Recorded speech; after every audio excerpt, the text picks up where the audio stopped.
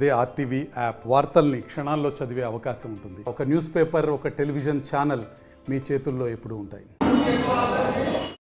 నేను కర్నూలులోనే పుట్టి పెరిగాను. ఇక్కడే మనకు కొడుమూరులో 10th వరకు చదువుకున్నాను. ఇక్కడ ఇంటర్మీడియట్ గవర్నమెంట్ జూనియర్ కాలేజ్ చదువుకున్నాను. ఇక్కడే నా బాల్యమంతా గడిచింది. సో నేను తర్వాత ఇంజనీరింగ్ వరంగల్లో చదివిన తర్వాత గ్రూప్ 1 ఆఫీసర్గా, ఐఏఎస్ అధికారిగా నాకెంతో అనుభవం ఉంది.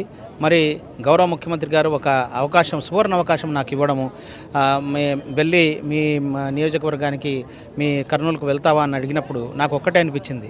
మరి ఆయన అంత అభిమానంతో మరి నా మీద ఈరోజు ఇస్తున్నారంటే కర్నూలు నగరానికి ఏదైనా నేను సేవ చేయగలనేమో అని చెప్పేసి నా సర్వీస్ని వదులుకొని రావడం జరిగింది.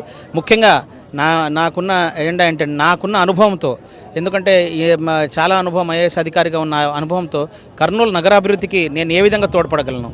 అలాగే మా మామగారైన డాక్టర్ ఇస్మాయిల్ హుసేన్ గారు, ఆయన 2 రూపీ డాక్టర్గా ఫేమస్. ఆయన చేసిన ప్రజాసేవ మరి కర్నూలు ప్రజల హృదయాల్లో ఇంకా చిరగని ముద్ర వేసింది. ఇంకా ఆయన మనకు కోవిడ్ టైంలో ఆయన మరణించాను కూడా నేను అనుకోవడం ఖచ్చితంగా ఈ జిల్లాలోనే కాదు, గద్వాల, రాయచూరు, మనకు కడప, ఈ ప్రాంతాల నుంచి అందరూ ఆయన దగ్గరికి వచ్చేవారు.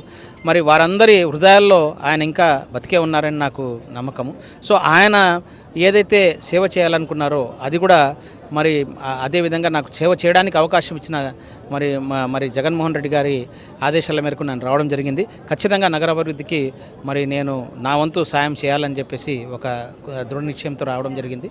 అలాగే హఫీజ్ ఖాన్ గారు మరి ఆయన గత 5 సంవత్సరాల్లో ఇక్కడ చేసిన అభివృద్ధిని మరి దాన్ని అలాగే ముందుకు తీసుకెళ్తూ ఇక్కడ ఉన్న అందరూ కూడా, వైఎస్ఆర్సీపీ పార్టీలో ఉన్న వారందరూ కూడా నాతో పాటు కలిసి పనిచేస్తారని గట్టి నమ్మకంగా ఉంది.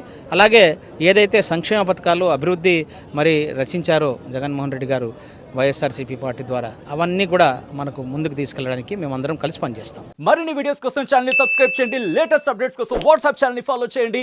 అండ్ లింక్ డిస్క్రిప్షన్ లో ఉంది.